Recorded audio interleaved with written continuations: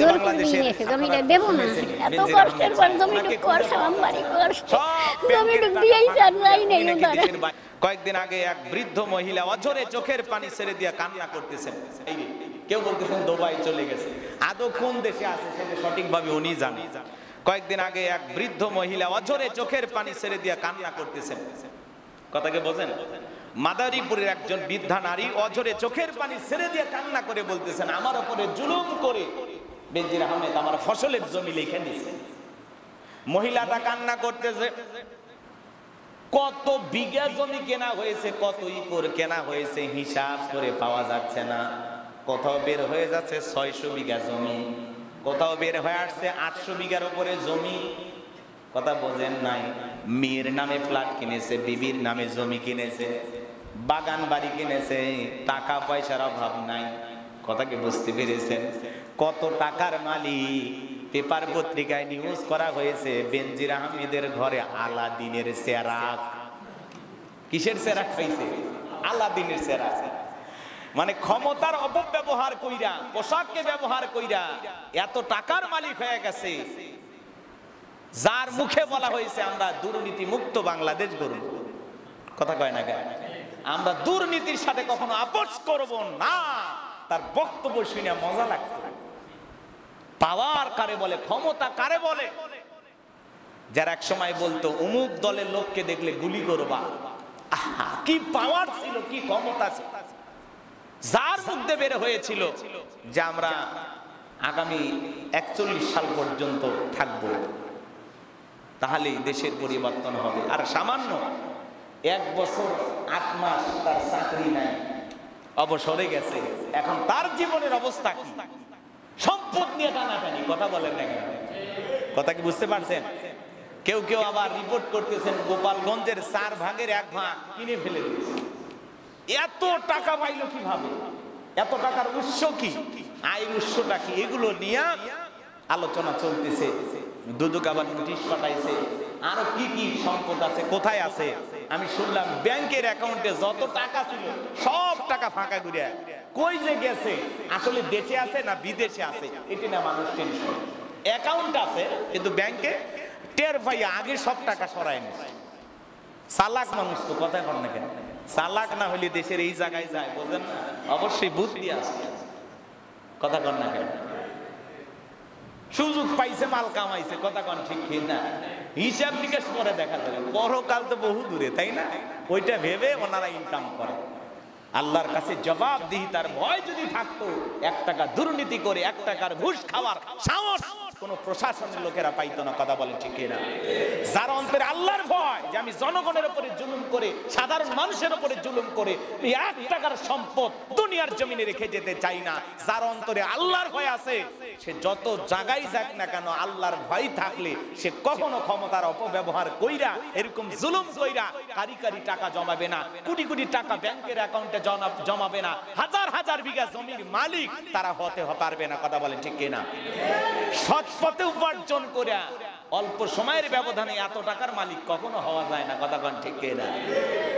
ব্যাংকের অ্যাকাউন্ট আছে, অ্যাকাউন্ট জব্দ করা হয়েছে, বেচারা টের ভাই আগে অ্যাকাউন্ট ফাঁকা করে দিয়েছে, নে তোরা কি নিবি।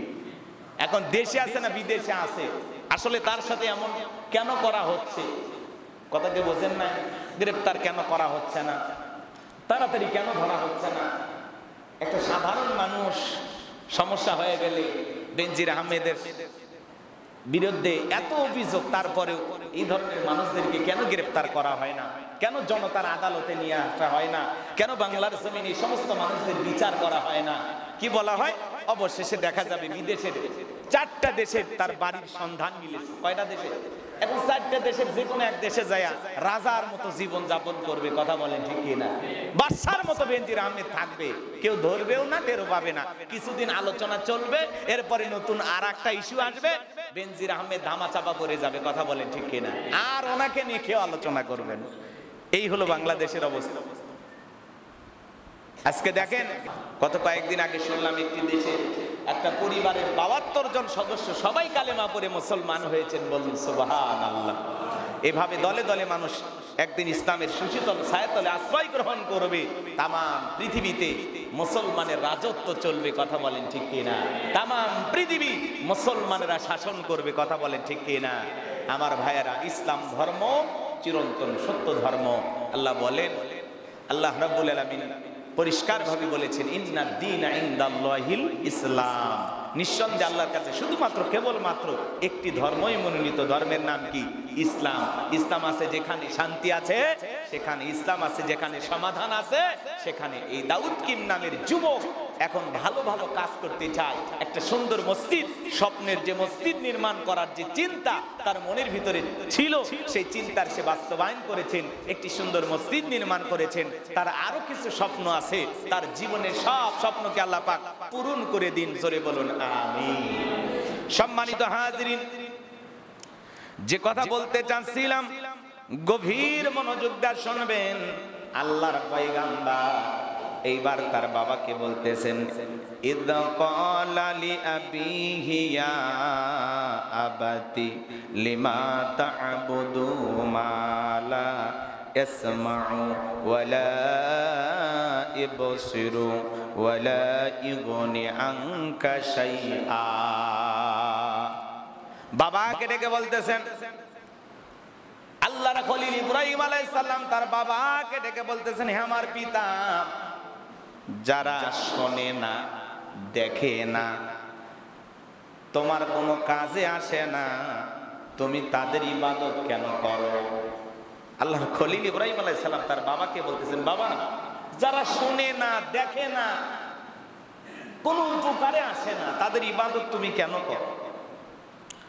এরপরে তার পিতা ইব্রাহিম আলাইহিস সালাম তার পিতার নিকট ডেকে বলে, বাবা, আমি তোমাকে এবং তোমার সমাজের মানুষদেরকে দেখতেছি, তারা নিঃসন্দেহে গোমরাহির পথে আছে, তোমরা এগুলো কেন করতেছো? তাদেরকে যখন প্রশ্ন করা হচ্ছে তখন তারা জবাব দিয়ে বলেছিল, আমাদের পূর্বপুরুষেরাও এইভাবেই এগুলোর অনুসরণ করেছে, এই জন্য আমরা এগুলো করি। বিভিন্ন লোকের কাছে প্রশ্ন করেন, পয়গম্বর, আপনারা এগুলো কেন করেন? নিজের হাতে দেবতা বানান, সেগুলোর পূজা করেন, আবার সেগুলোকে নিজের হাতে ভেঙে ফেলেন, এগুলো কেন করেন আপনারা? তখন তারা জবাব দিল, আমাদের পূর্বপুরুষেরা এভাবে চলেছে, এটা দেখে আমরা বড় হয়েছি, আমরা মনে করি এটাই। কথা কি বুঝতে পারছেন? আল্লাহর পয়গম্বর ইব্রাহিম আলাইহিস সালামকে ডেকে বলেন, ইয়া আবাতি লা তা'বুদিশ শাইতান ইন্নাশ শাইতানা কানা লিরহমানি আসিয়া। আল্লাহর পয়গম্বর ডেকে বলে, আমার পিতা, শয়তানের ইবাদত করো না, শয়তানের ইবাদত করো না, শয়তান হলো আল্লাহর অবাধ্য। পয়গম্বর যখন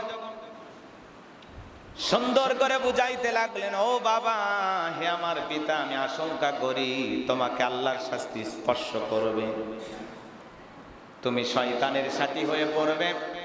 আল্লাহর খলিল যখন তার বাবাকে সুন্দর করে দাওয়াত দেয়, ইব্রাহিম আলাইহিস সালামের বাবা আযরটাকে ডেকে বলে, হে ইব্রাহিম, তুমি আমার দেবদেবীর হইতে বিমুখ হয়েছ, তাদের বিরুদ্ধে কথা বলতেছ, তুমি যদি এগুলো থেকে বিরত না হও, আমি তোমাকে প্রস্তর আঘাতে শেষ করে ফেলে দেব, আর তুমি চিরদিনের জন্য আমার বাড়ি থেকে বের হয়ে যাও। তুমি আমার প্রতিমার বিরুদ্ধে কথা বলো, দেবতার বিরুদ্ধে কথা বলো, আমি তোমাকে পাথর নিক্ষেপ করব। আর এগুলো থেকে যদি তুমি বিরত না হও, তোমার মতো ছেলে আমার বাড়িতে জায়গা হবে না। আমি আযর ঠাকুর, মূর্তির কারিগর, আমি দেবতা বানাই, বাজারে বিক্রি করি, তুমি আমার ছেলে হয়ে আমার দেবতার বিরুদ্ধে কথা বলো, এই বাড়িতে তোমার জায়গা হবে না, তুমি আমার বাড়ি থেকে দূরে চলে যাও, চিরদিনের জন্য তোমার সাথে আমার সম্পর্ক শেষ।